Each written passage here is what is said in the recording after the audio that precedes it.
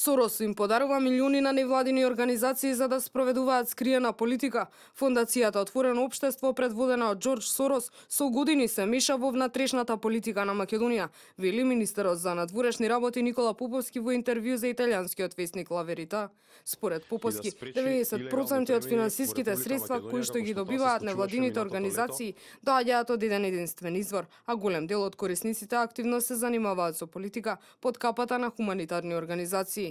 Отворено општество, додава Поповски, финансира субјекти кои што на нетранспарентен начин се занимаваат со политика, а тоа е неприфатливо. Откако е присутно во Македонија, Отвореното општество потроши околу 60 милиони долари за македонските невладини организации. Проблемот не представува само огромната сума пари, гледано според критериумите на Скопје, туку и абнормалната концентрација. Всушност, 90% од финансиските средства кои што ги добиваат невладини организации доаѓаат од еден единствен извор. Ако на тоа му се додаде и фактот дека голем дел од корисниците активно се занимаваат со политика, а тоа би требало да го прават политичките партии, под капата на хуманитарни организации, и вам може да ви биде јасно дека сето тоа не би можело да биде прифатено од страна на една суверена држава.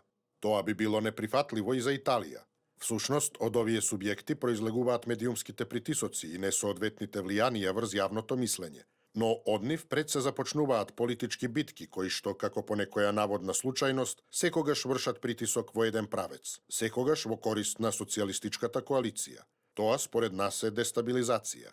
Вели Поповски. Шефот на македонската дипломатија потенцира дека лобито на Сорос финансирало македонски невладини организации со сума која што се доближува до 5 милиони годишно, идентична на износот кој што владата успеа да го обезбеди со кампањите за поддршка на здравствените проекти и на проектите за стручно способување. Кога падна владата во 2015 година, имаше многу странски притисоци од страна на играчите на меѓународната сцена, но и на странските разузнавачки служби, не сметајки ги при тоа фондациите и лобијата кои што се уште притискаат врз македонското граѓанско општество. Долго време бевме под туторство.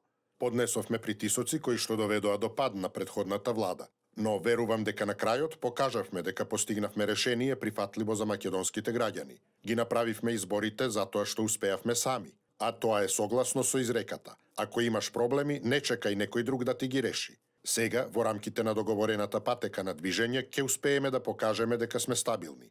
Нашата цел е да влеземе во Европската Унија и во НАТО.